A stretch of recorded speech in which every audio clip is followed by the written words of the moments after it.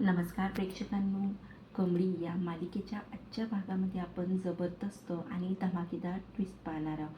हो प्रेक्षकांनो, आता जखमी आणि जिवंत असलेली गौरी मालिकेमध्ये येत आता खूप मोठा असा धमाका करणार आहे आणि तिच्या साथीला आजोबा असणार आहेत. हो, आता ठणठणीत आणि चांगले बरे झालेले आजोबा आता कामिनीच्या कृत्याची खूप मोठी लिस्ट वाचत आता अन्नपूर्णा निवासमध्ये धमाका करणार आहे. खरं हे असं काय घडणार आहे मालिकेमध्ये हे आपण सविस्तर जाणून घेऊया.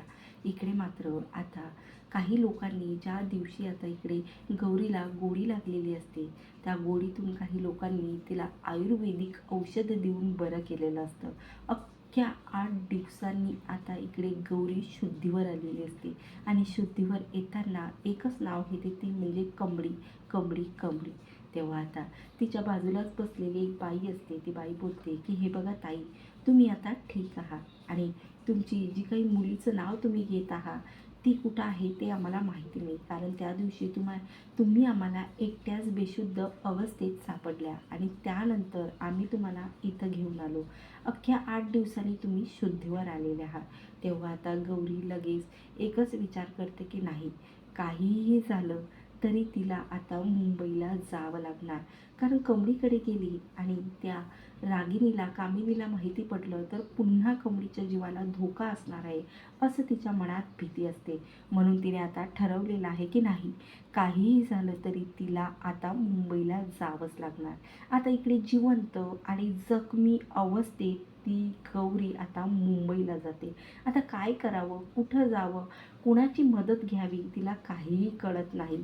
आता नयनताराची मदत घ्यावी की डायरेक्ट आता अन्नपूर्णा निवासमध्ये जाऊन आजीची भेट घ्यावी. तेव्हा आता तिच्या मनात येते की नाही, अगोदर तिचा विचार करते की तिला आजोबांसोबत बोलायचं, त्यानंतरच ती आजी आणि राजनसमोर या सर्वांचा उलगडा करायचा.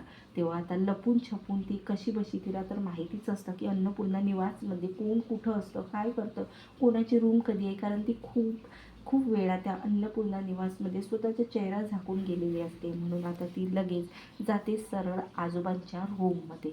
आता आजोबांच्या रूममध्ये गेल्यावर आजोबांचा चरणाचं दर्शन घेऊन त्यानंतर आजोबांचा हात हातात घेऊन बोलते की बाबा, पाच झालं, आज काहीही झालं तुम्हाला आता या अवस्थेतून बाहेर यावंच लागणार.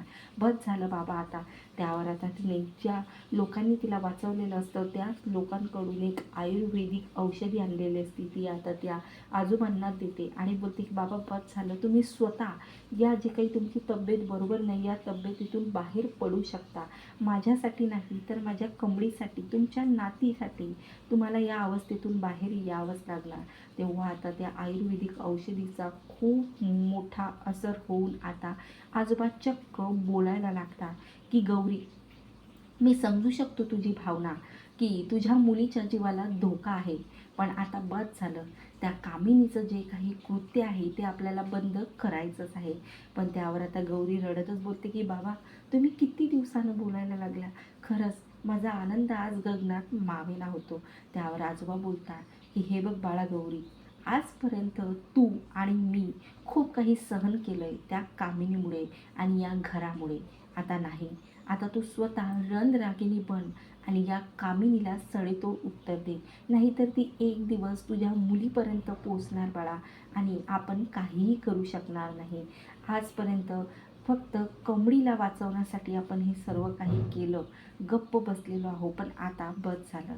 त्यावर आता लगेच इकडे आजोबा उठून उभे राहतात आणि लगेच इकडे गौरीचा हात हातात घेत तिथं हॉलमध्ये राजन आणि लगेच अन्नपूर्णा बसलेल्या असतात. तर आता राजन आणि अन्नपूर्णा समोर गौरीला घेऊन जातात. तेव्हा आता आजोबासुद्धा ठणठणीत बरे झालेले असतात आणि इकडे मात्र गौरी अशा जखमी अवस्थेत दिसताना राजनला आश्चर्याचा धक्का बसतो. तेव्हा आता राजन पुन्हा बोलतो की काय झालं गौरी, तू ठीक तर आहे? आणि आजी बोलते की हो, आता तुम्ही ठीक झालेले आहात. त्यावर आता लगेच आजोबा बोलतात की थांब अन्नपूर्णा, थांब, मला लवकरात लवकर तू कामिनीला इथं बोलाव. त्यावर आता लगेच इकडे अन्नपूर्णा कामिनीला मोठ्याने आवाज देते. आता कामिनीच्या पायाखालची तर जणू जमीनच सरकते, कारण आता दोन्हीही दुश्मन ज्यांना जिवे मारण्याची तिने नेहमीच त्यांना खूप त्रास दिलेला असतात, ते असं समोर झालेलं असतात. तेव्हा आता कामिनीला काय बोलावं काही कळत नाही. तिच्या पायाखालची जणू जमीनच सरकते. तेव्हा कामिनी क क क म म करायला लागते.